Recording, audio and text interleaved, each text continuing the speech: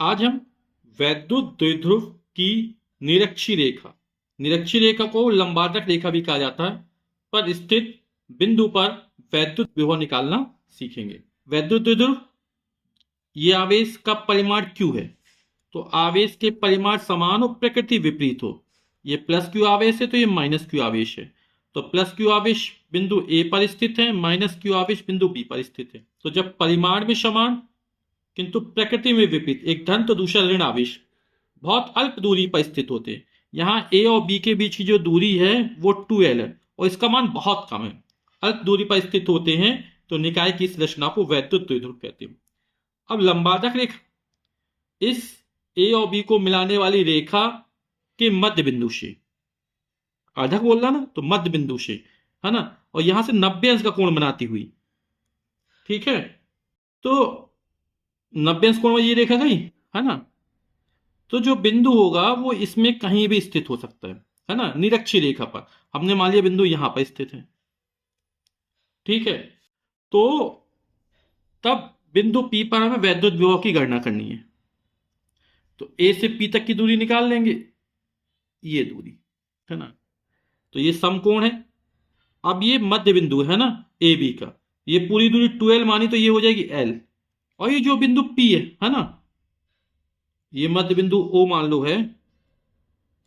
तो मध्य बिंदु O से स्मॉल r दूरी पर एक बिंदु P है जिस पर हमें वैद्युत विभव की गणना करनी है, वैद्युत विभव ज्ञात करना है ना।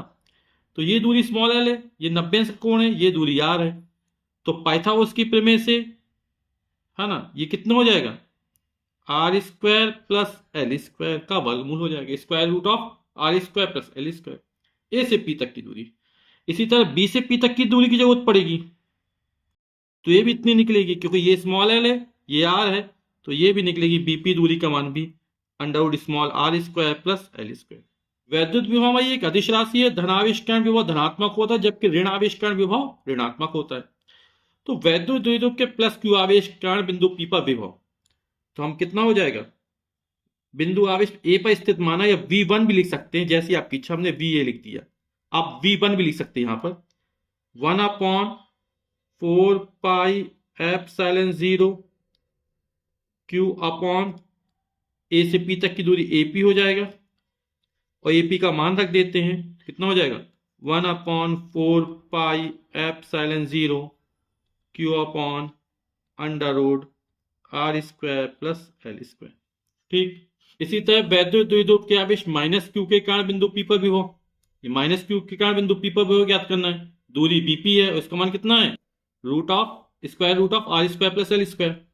तो वीबी का मान हो जाएगा 1/4πε0 क्यू अपॉन बीपी।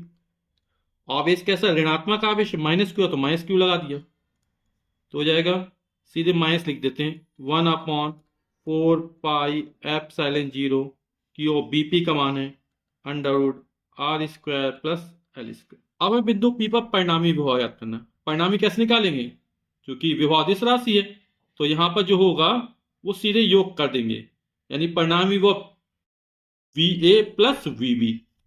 तो बिंदु पी पर परिणामी विभव V मान लिया तो V बराबर हो जाएगा VA प्लस VB।